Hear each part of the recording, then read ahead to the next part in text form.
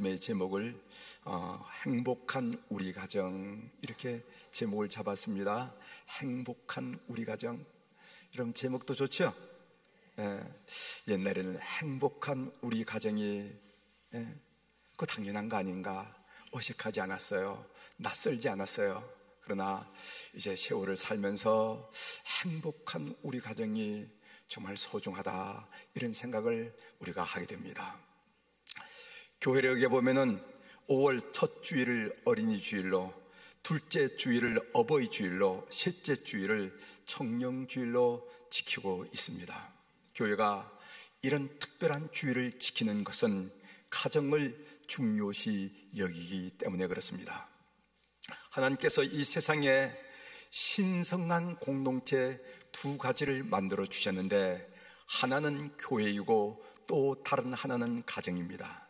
여러분, 창세기 보면은 하나님께서 손수 가정을 만드신 것을 우리가 보게 되는데, 창세기 2장 23절을 보면은 아담이 이르되 이는 내 뼈 중의 뼈요 살 중의 살이라, 이것을 남자에게서 취하였은즉 여자라 부르리라 하니라. 그리고 이어서 2장 24절을 보면은 이러므로 남자가 부모를 떠나 그의 아내와 합하여 둘이 한 몸을 이룰지로다 하면서, 이룰지로다 하면서 하나님께서 거룩하고 신성한 가정을 만드신 장면을 우린 성경을 통해서 볼 수가 있습니다.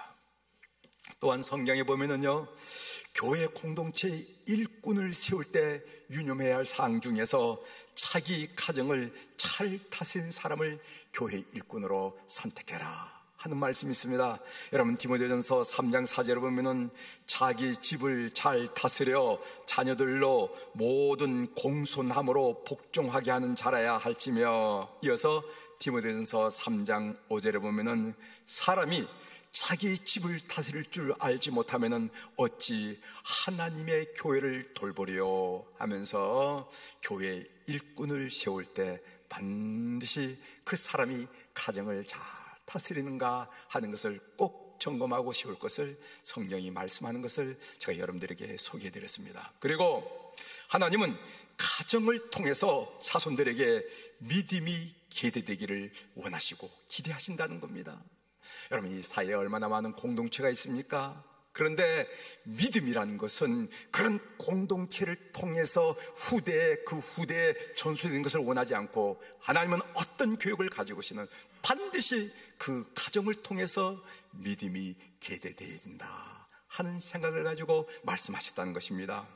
하나님께서 모세에게 십계명을 주실 때 모세만이 아니라 전 이스라엘 백성들을 다 모으라고 명령하셨습니다. 그 이유는 하나님께서 십계명을 이스라엘 모든 가정에 직접적으로 전달하여 그들에게 이 계명을 준수하도록 촉구하기 위해서 온 이스라엘 백성들을 다 앞에 모으라, 이렇게 말씀하신 흔적을 성경을 통해서 볼 수가 있습니다. 신명기 4장 10절입니다. 여호와께서 내게 이르시기를, 여호와께서 모세에게 이르시기를 나에게 백성을 모으라. 하나님께서 나에게 백성을 모으라. 내가 그들에게 내 말을 들려주어 내 계명을 들려주어 그들이 세상에 산 날 동안 나를 경외함을 배우게 하며 그 자녀에게 가르치게 하리라 하시매. 다시 말씀드립니다. 이 세상에는 여러 공동체가 있지만은 하나님은 믿음이 그 가정을 통해서 교대되기를 계획하시고 기대하시고 원하신다 하는 것을 우리 성도들이 마음속에 간직하시되 됩니다. 우리가 오늘 잠언을 읽었는데, 잠언의 말씀은 가정을 위해 주신 하나님의 지혜입니다. 잠언에는 우리가 부모를 어떻게 공경해야 되는지, 그리고 형제 자매를 어떻게 사랑하고 우애를 지켜나가야 되는 것인지, 돈은 어떻게 벌고 돈은 어떻게 써야 되는지, 이런 내용이 잠언서에 다 나옵니다.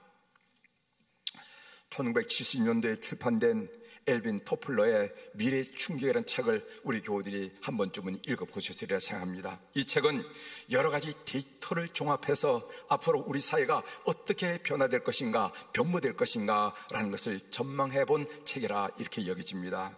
그 미래 충격 제11장의 제목이 뭐였나 하면 타이틀이 파괴될 가족이란 타이틀이었습니다. 미래 사육은 초산업 시대가 되어서 생명공학이나 생식생물학이 발달할 것입니다. 연구실에서 시험관 아기를 만들 수 있을 것입니다. 미국의 한 방송의 토크쇼에 나온 이야기입니다.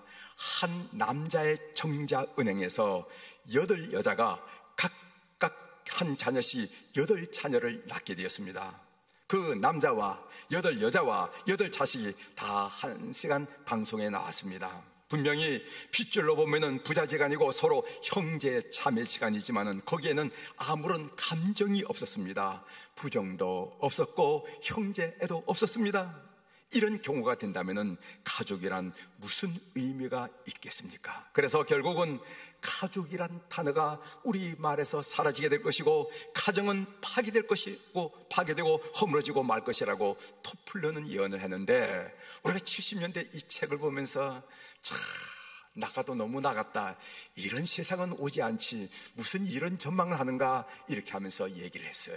그렇지 않아요? 우리들이 읽을 때. 그런데 그 토플러의 예언은 50년이 채 지나기도 전에 우리의 현실이 되고 말았습니다. 이 위험들이 시시각각 우리 가정에 밀려오고 있음을 우리가 느끼면서 우리는 5월 가정에 대한 마지막 주를 보내고 있는 것입니다. 본문 내용을 살펴보겠습니다. 먼저 잠언 17장 1절의 문장 구조를 보십시오. 잠언 10장 1절, 마른 떡 한 조각만 있고도 화목하는 것이 제육이 집에 가득하고도 다투는 것보다 나으니라. 잠언 10장 1절은 이행구의 교훈입니다. 잠언의 말씀을 보면은 잠언이 1장에서부터 31장까지 쭉 나와 있는데 1장에부터 9장에는 줄거리가 있는 교훈이 나옵니다. 무슨 얘기를 줄거리를 이렇게 전개하다가 이래서 이렇게 하라 하고 교훈이 나와요. 그러나 10장에부터 31장까지는 이행구로 이루어진 교훈이 납니다. 이행구란 것은 콩 심은 데 콩나무고 팥 심은 데 팥난다 라는 그런 같은 구조예요. 오늘 보세요. 마른 떡 한 조각만 있고도 화목하는 것이 제육이 집에 가득하고도 다투는 것보다 나으니라. 문장 구조가 같이요. 또 잠언 17장 1절은 비교형 잠언입니다. 비교형 잠언이라는 말은 무슨 말인가? 보다 나으니라. 비교하면서 낫다고 얘기하는 거예요. 이런 문장 구조를 가진 잠언이란 말입니다. 전반부보다 후반부가 낫다라는 문장 구조인데, 전반부를 강조하기 위해서 이런 문장 구조를 사용한다는 것입니다. 예를 들어서 잠언 16장 32절을 보십시오. 오늘 17장 1절 바로 위에 있는 말씀이죠. 노하기를 더디하는 자는 전반부 용사보다 낫고, 자기의 마음을 다스리는 자는 전반부 남을 빼앗는 자보다 나으니라 하면서 전반부 후반부를 구분하고 전반부를 강조하기 위해서 뭐뭐보다 낫다라는 문장 구조를 가진다는 것이죠. 따라서 잠언 17장 1절은 마른 떡 한 조각만 있고도 화목하는 것이 제육이 집에 가득하고도 다투는 것보다 나으니라 하는 이 말씀은 마른 떡 한 조각만 있고도 화목하는 것이 낫다고, 가정에서는 정말 중요하다고 가르치는 말씀이라는 것입니다. 가정에서 필요한 것이 무엇일까? 가정에서 필요한 것이 무엇일까? 그것은 바로 화목이라 하는 것을 성경이 가르치고 있다는 것이죠. 이제 잠언 10장 1절의 내용을 한번 좀 살펴보도록 하겠습니다. 마른 떡 한 조각만 있고도 화목하는 것이 제육이 집에 가득하고도 다투는 것보다 나으니라. 여기 보면은요, 마른 떡 한 조각만 있고도 화목하는 것이라는 구절이 나옵니다. 이 구절을 한번 좀 잘 생각해 보십시오. 어떻게 마른 떡 한 조각이 남아 있을까요? 떡이 말라 마른 떡이 되었다라는 것은 촉촉한 떡이 아니라, 물기가 있는 떡이 아니라 마른 떡이 되었다라는 것은 떡을 만든 지 시간이 꽤 오래 지났음을 알려주고 있습니다. 그런데 마른 떡이 한 조각만 남았다는 거예요. 어쩌면 가족들이 아버지에게, 아버지 힘드실 텐데 마지막 남은 떡 한 조각 어서 드세요, 굳어집니다, 이렇게 말했을 때 아버지는 부인에게 당신이 들어요, 미루지 않았을까요? 어머니는 장남을 바라보면서 얘야 내가 먹어라, 장남이 건강해야 동생들을 잘 거느리자고 장남에게 미루지 않았을까요? 장남은 동생들을 물끄러미 바라면서 야, 너희들 어서 먹어, 한참 먹을 때인데 하면서 미루지 않았을까요? 이렇게 해서 한 조각 떡이 마르도록 남게 되지 않았을까, 이런 상상을 우리가 하게 됩니다. 여러분, 상상만 해도 기분이 좋지 않나요? 이 떡 한 조각이 있는데 아버지는 부인에게, 그 부인은 장남에게, 장남은 동생들에게 와고 또 한 바퀴 돌고 또 한 바퀴 돌면서 이 떡이 어느덧 마른 떡이 될 때까지 남아있다. 여러분, 상상해도 즐겁지 않습니까? 여러분들은 다 그러니까 그거 뭐 상식을 뭐 즐겁느냐 뭐 이렇게 왜 물으십니까? 하는 그런 표정으로 쳐다보는데 저는 즐겁더라고요. 이걸 어제 묵상을 하면서 그 가정이 얼마나 좋을까, 좋을까. 남편은 아내에게 당신 빨리 먹어, 힘들잖아, 애들 안 볼 때 빨리 먹어, 이렇게 얘기하고, 엄마는 눈을 크게 뜨고 예, 장남이려 너가 먹어, 이렇게 하고, 또 장남은 동생들을 바라보면서 너희들이 먹어라, 너희들이 한참 그때 빨리 먹어, 이렇게 하면서, 그래서 이 떡이 빙빙빙빙 돈다 이 말이지. 그래서 마른 떡이 됐다는 거예요.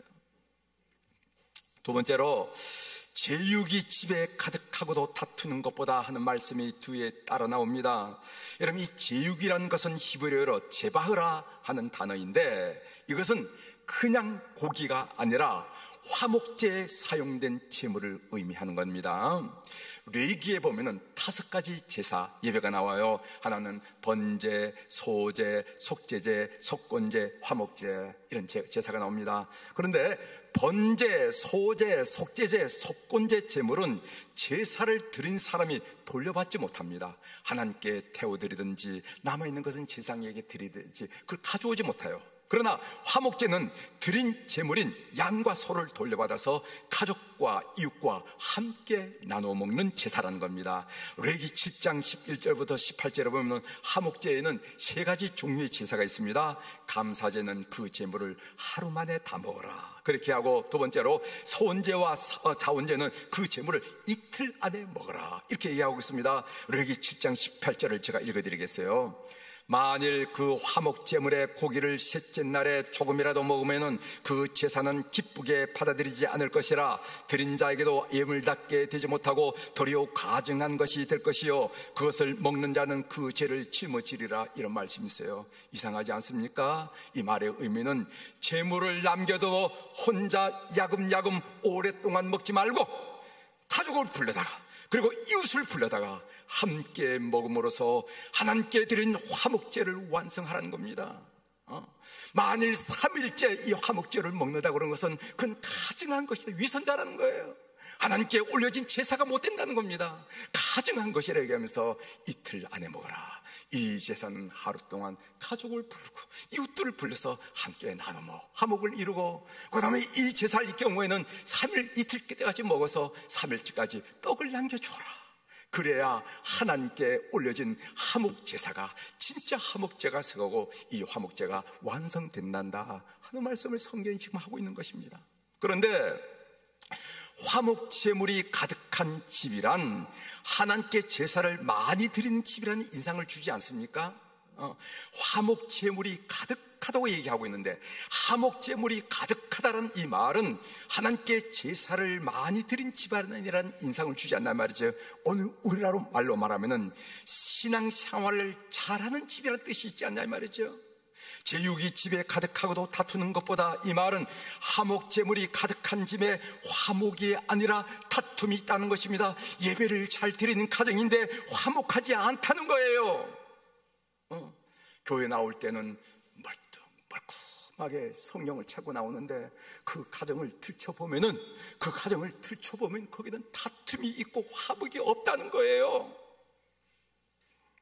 이런 아이러니를 어떻게 이해할 수 있느냐고 성경이 우리들에게 이야기하고 있습니다. 우리 성도들이 깊이 들어야 할 말씀이라고 생각합니다. 이상과 같이 본문 내용을 간단히 정리합니다. 하나님의 음성으로 본문의 묵상을 좀 나누려고 하는데, 마른 떡 한 조각만 있고도 화목하는 것이 제육이 집에 가득하고도 다투는 것보다 나으니라. 이 말씀은 재물과 가정 행복의 관계를 설명하고 있지 않습니까? 여기 보면 마른 떡, 제육, 이것은 재물과 관련된 말씀이고, 화목, 다툼, 이것은 행복과 관련된 말씀이라고 여겨집니다. 따라서 본문은 단 한 구절이지만은 재물과 가정 행복의 관계를 설명하고 있다고 판단할 수가 있어요. 그 말씀을 한마디로 정리하자면요, 돈은 필요하긴 하지만은, 재물은 필요하긴 하지만은 행복을 주는 것은 아니다라는 내용을 우리에게 말씀하고 있다는 것이죠. 먼저 여러분께 드리고 싶은 질문은 돈이 가정에 행복을 주는가 하는 내용입니다. 행복 주지? 안 주지? 주지? 한번 생각해 보자는 거예요. 돈이 가정에 행복을 주는가? 여러분, 잠언 17장 1절을 공동번역으로 제가 다시 한번 읽어드립니다. 들어보세요. 공동번역 성경에 보면은 집에 진수성찬을 차려놓고 다투는 것보다 누룽지를 먹어도 마음 편한 것이 낫다, 이렇게 번역했습니다. 우리가 주고받는 쉬운 말로 표현한다면 돈이 있으면 다 뭐합니까? 마음이 편해야지, 이런 얘기를 간혹 말하기도 하고 듣는 것을 우리가 경험하게 됩니다. 어느 가정에 신방에 가보면 참 집이 넓고 좋네요, 참 좋네요. 여러분, 목사님 집 좋으면 뭐합니까? 이 마음이 편해야지 하면서 자기 가슴을 두드린 사람이 있다는 거예요. 적지 않다는 거예요. 이 말을 의미한다는 것입니다. 여기 보면은 마른 떡 한 조각은 매우 가난한 집을 나타냅니다. 그러나 제육이 가득하다는 것은 부유한 집을 나타내죠. 그러니까 이 말씀은 재물이 많다고 꼭 행복해지는 것은 아니라 하는 그런 뜻이죠. 오히려 성경을 보면요, 재물이 많으면 행복해지기보다는 불행해지기 쉽다라고 경고하는 말씀이 쏟아지는 것을 우리가 확인할 수가 있습니다. 성경에서 몇 구절 인용해 보겠습니다. 재물이 많으면 번뇌가 많아진다, 이런 말씀이 있어요. 재물이 없을 때는 단순했는데 재물이 많으니까 번뇌가 많아지더라, 이 말이죠. 잠언 15장 16절입니다. 갓산이 적어도 여호와를 경외하는 것이 크게 부하고 번뇌하는 것보다 나으니라. 그리고 재물이 많으면요, 미움이 생긴다고 얘기했습니다. 가난하면 그런 일이 없었는데, 우애가 있었는데, 조금만 재물 있다 보니까 형제 사이에 갈등이 생기고 미움이 생기더라. 여러분, 잠언 15장 17절에 보면 채소를 먹으며 서로 사랑하는 것이 살찐 소를 먹으며 서로 미워하는 것보다 나으니라. 재물이 많으면 욕심이 더 사나워진다고 했습니다. 어느 정도 있으면 이젠 됐다, 이렇게 돼야 될 텐데 욕심이 더 사나워지더란 말이에요. 충분하다고 얘기하지 않다는 겁니다. 전도서 4장 6절에 보면 두 손에 가득하고 수고하며 바람을 잡는 것보다 한 손에만 가득하고 평온함이 더 나으니라. 그런데 우리는 재물은 곧 행복이란 등식을 믿고 살아가고 있어요. 어느 학자가 이런 얘기를 하는 것을 제가 들은 적이 있습니다. 읽은 적이 있습니다. 보통 이 세계 인류 사회를 보면요, 1인당 국민소득이 3만 불만 넘으면요, 3만 넘으면은 이제 돈 하는 데서 재물을 객관화하는 시각이 나온다는 거예요. 이 사회가 재물을 객관화한다는 겁니다. 그래서 더 높은 가치를 지향하게 되는 거예요. 예를 들어서 사랑이라든가 섬김이라든가 함께 더불어 살아가야 된다, 이런 가치를 생각한다는 거, 산물. 그런데 한국 사회는 그렇지 못하다는 거예요. 한국 사회는 3만 불이 넘었음에도 불구하고 아이나 어린이나 항상 돈 한다는 거예요. 이게 왜일까? 오늘 우리 교회 사회학자들이 여러분 계신데 한번 이 연구를 해보세요. 이게 왜 이렇게 이런 현상이 나타나는지. 왜 인류 보편적 가치는, 보편적 공동체에는 3만 불이 넘으면은 이제 돈을 객관화하면서 더 높은 가치를 지향한다고 그러는데, 왜 우리는 여전히 돈 하느냐? 이 이유가 뭐, 저는 간단히 생각해 볼 때 이게 우리가 너무 가난했기 때문에 이런 현상이 나타나느냐, 가난하다가 갑작스럽게 이렇게 되기 때문에 이런 게 아닌가. 또 하나는 뭐냐면 우리 사회가 안정된 사회를 경험하지 못했기 때문에 이런 현상이 나타나지 않는가. 전 나름대로 그렇게 생각합니다. 사회가 안정되면은 이것 때문에 이렇게 염려하지 않을 텐데, 불안하니까, 항상 불안하니까 돈이라도 뭔가 집어야 마음이 편하니까 이런 현상이 일어나지 않을까. 전 나름대로는 생각하는데 어떤 결론이 나올지 모르죠. 우리 사회는 재물이 곧 행복이라 하는 등식을 믿고 살아가고 있다는 거죠. 그렇다면은 마른 떡 한 조각만 있고도 화목하는 것이 제육이 집에 가득하고도 다투는 것보다 나으니라는 말씀은 재물이 필요 없다는 말입니까? 아니에요. 마른 떡 한 조각만 있고도라고 했지 먹을 것이 없어도라고 하지 않았습니다. 오늘 자본주의 사회에서 살아가면서 가난해도 행복하다고 말하는 것은 돈이 지극히 필요 없는 수도사이거나 아니면 속과 겉이 다른 위선자일 가능성이 많이 있다고 저는 생각합니다. 현실 삶에서 가난에 찌들면 행복하기 어렵습니다. 솔직한 말이에요. 가난해서 몸이 아픈데도 병원에 갈 수 없다면 행복할 수 없지요. 가난해서 아이들에게 재능을 발휘할 기회를 주지 못한다면 그 부모는 행복하지 못하지요. 성경은 분명히 재물이 많으면 불행해지기 쉽다고 했는데 현실은 재물이 없으면 불행해지기 쉽다고 말하고 있습니다. 이것이 재물이 주는 딜레마라고 생각하는 겁니다. 그러면은 어떻게 마른 떡 한 조각만 있어도, 또는 재물이 가득하고도 제육이 가득하고도 행복한 가정을 이룰 수가 있을까? 어떻게 마른 떡 한 조각 있어도 행복하다고 고백할 수가 있고, 제육이 그득한 집임에도 불구하고, 부자임에도 불구하고 행복한 가정을 이룰 수가 있을까? 그 방법은 예수 그리스도를 믿는 것입니다. 믿으시길 바랍니다. 의례적으로 듣지 마세요. 목사님이니까 또 예수 그리스도로 결론을 맺는구나, 이렇게 생각하지 마세요. 예수 그리스도를 믿는 것이 그 심령이, 그 가정을 행복에 얻는 유일한 길이라는 것을 꼭 기억하셔야 됩니다. 오늘 본문에 보면은 마른 떡 한 조각만 있고도 화목하는 것이라 하는 말에 화목이란 단어는 나오는데, 이 화목이란 단어는 신학적인 용어입니다. 로마서 5장 10절에 보면은 곧 우리가 원수 되었을 때 그의 아들의 죽으심으로 말미암아 하나님과 화목되었은즉 라는 화목이라는 단어입니다. 화목은 사람끼리 모여서 사람끼리 하는 것이 아니라 하나님이 개입하셔야만 얻을 수 있는 소중한 덕목가치라는 거예요. 예수 그리스도를 통해서, 하나님의 개입을 통해서 하나님과 화목하게 되고, 그 화목 가진 사람이 진정으로 이웃과 화목할 수 있다라는 그런 신학적 사상이 성경의 사상이라는 것을 우리가 간과해서는 안 된다는 것입니다. 그렇습니다. 가정의 행복은 가풍이 좋아서, 많이 배워서, 인격적이어서, 유명해져서 얻을 수 있는 것이 아니라 예수 그리스도를 통해서만 진정으로 얻을 수 있다는 것입니다. 가정의 행복을 깨는 것이 무엇인지를 생각하면 금방 이 말씀이 진리심임을 우리는 인정하지 않을 수가 없어요. 참 진리구나 맞구나. 제가 두 가지만 지적해 보도록 하겠습니다. 속이는 것이 가정의 행복을 빼앗아 갑니다. 남편이 아내를 속이고, 아내가 남편을 속이고, 자녀들이 부모를 속이면서 가정의 행복을 운운한다는 것은, 그것은 언어 도단이에요. 그렇지 않습니까? 남편이 아내를 속이고, 아내가 남편을 속이고, 자식들이 부모님을 속이면서 우리 가정은 행복해야 돼, 행복한 가정이야, 이건 말도 안 되잖아요. 어느 토나되냐. 여기서 속인다는 말은 가족 구성원으로서 지켜야 할 도리를 저버리고 의롭지 못하고 선하지 못하고 바르지 못한 행동을 하고 그것을 숨기는 태도를 말합니다. 여러분은 어떤 일들이 그것에 해당하는지 이미 잘 알려 봅니다. 여러분, 속이는 것이 어떤 결과를 낳는지 경험해 보셨지요? 속이면 속임을 당한 가족은 배신감을 느끼게 됩니다. 배신감을 느끼면 입을 다물어요.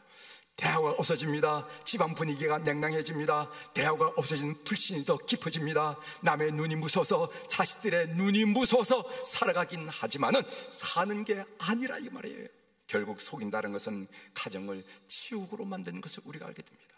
또 다른 예를 하나 들어보죠. 또 다른 예배, 빈곤 의식이 가정의 행복을 빼앗아 갑니다. 사람들의 의식을 두 가지로 나눌 수가 있는데, 빈곤 의식과 부유 의식, 이렇게 나눌 수가 있을 것입니다. 빈곤 의식이란 말은 우리 집에는 남의 집처럼 뭐가 없다, 우리 남편은 돈을 잘 못 벌어온다, 우리 남편은 자상함이 부족하다, 우리 아내는 요리 솜씨가 없다는 등 없다, 부족하다, 모자란다 라는 생각으로 살아간 것을 보고 빈곤 의식에 쌓여서 살아간 사람이라 이렇게 평가할 수가 있어요. 여러분, 부요의식이란 말은 무슨 말인가? 우리 집에는 이것이 있다, 우리 남편은 이런 장점이 있다, 내 아내에게는 이런 특별한 점이 있다 등 있다, 넉넉하다, 넘친다 라는 그 생각으로 살아가는 태도를 부요의식이라 이렇게 말합니다. 기독교 상담학자 제2 아담스에게 어느 날 부부가 찾아왔어요. 이 부부는 서로 상대방을 심하게 거부하는 태도를 보였습니다. 상담자가 부인에게 몇 가지 질문하자 부인은 가방을 뒤적거리다가 노트 한 권을 꺼냈어요. 두꺼운 노트에는 결혼 생활 13년 동안 남편의 잘못된 일, 부족한 점이 조목조목 적혀져 있습니다. 그 노트 첫 페이지에는 남편의 잘못을 쉽게 찾도록 색임표까지 만들어 놓았습니다. 이 여자가 행복할 수 있겠습니까? 남편의 단점, 잘못된 점, 부족한 점만 찾아내는 이 여자가 결혼할 자격이 있습니까? 반대로도 마찬가지. 그 여성으로부터 그런 것을 찾아내는데 혈안이 된 남편이라면 그런 사람이 결혼할 자격이 있겠냐 이 말이지. 만일 결혼 생활 13년 동안에 남편의 좋은 점, 남편의 장점, 남편의 잘난 점을 찾아서 기록하시다면 그 가정은 어떻게 변했을까요? 이 빈곤 의식에 사로잡히면은 자기 자신에게도 늘 부족한 점을 찾아내서 열등감에 빠지게 되어 있습니다. 자기 자신을 못났다고 생각하는데 누군들 좋아하겠냐 말이죠. 이 빈곤 의식에 사로잡히면 다른 사람을 보더라도 좋은 점을 발견하기보다도 늘 단점을 찾아내서 쉽게 비난합니다. 그러니까 그 사람 곁에 누구들이 있고 싶어 하겠냐 말이죠. 그래서 그 사람은 불행한 삶을 살게 된다는 것입니다. 제가 두 가지 예를 여러분들에게 간단히 소개해드렸습니다. 앞에서 예를 든 소개하는 것과 빈곤 의식은 예수 그리스도가 없을 때 우리 삶에 일상적으로 일어나는 현상이라는 겁니다. 오늘 성도들에게는 그런 건 우리하고 관계없이 이렇게 진단 내리고 말씀하실지 모르지만은 예수 그리스도가 그 심령에 없을 때, 예수 그리스도가 그 가정에 없을 때 가족을 속이는 거, 그리고 빈곤 의식에 휩싸이는 거, 이것은 가정에서 쉽게 일상적으로 늘 경험할 수 있는 그런 사건이라는 거예요. 따라서 가정의 행복은 예수 그리스도를 통해서만 얻을 수가 있습니다. 삶의 적용으로 한마디 말씀을 드리고 마치도록 하겠습니다. 바울 사도는 가난하지만은 행복한 마게도냐 교인들을 다음같이 칭찬하는 것을 성경을 통해서 볼 수가 있습니다. 고린도후서 8장 1절 2절입니다. 잘 들어보세요. 형제들아, 하나님께서 마게도냐 교인들에게 주신 은혜를 우리가 너에게 알리노니 환난의 많은 시련 가운데서 그들의 넘치는 기쁨과 극심한 가난이 그들의 풍성한 연보를 넘치도록 하게 하였느니라. 여기 마게도냐 교회와 교인들에게 넘치는 기쁨, 넘치도록 풍성한 연보가 있다고 이야기하고 있습니다. 그런데 그들의 실제는 어땠습니까? 환난에 많은 시련이 있었고 극심한 가난이 있었습니다. 빈곤했어요. 오늘 성경의 표현, 환난에 많은 시련, 극심한 가난, 빈곤했습니다. 그러나 그들에게는 넘치는 행복이 있다는 겁니다. 행복을 느꼈다는 겁니다. 이 역사를 어떻게 무엇으로 설명하겠습니까? 그 이유가 있는데 그것은 그들에게 예수 그리스도가 있었기 때문이라는 거예요. 예수 그리스도. 하나님을 삶의 주인으로 모시고 예수 그리스도를 인격적으로 만나야 진정으로 행복할 수 있다는 것을 오늘 이 성경은 우리에게 너무도 여실하게 분명하게 말씀하고 있습니다. 사랑하는 교회 여러분, 온 가족이 예수 그리스도를 인격적으로 만나 진정한 행복이 넘쳐나는 가정 수표교 가정들이 되기를 주의 이름으로 축원합니다. 저분들 삶은 우리가 아는데 저렇게 웃고 살 수는 없을 것 같은데 참 화목하다. 알고 보니까 예수 그리스도가 있는 가정, 그런 가정 꼭 되시기를 주의 이름으로 축원합니다. 기도하시겠습니다.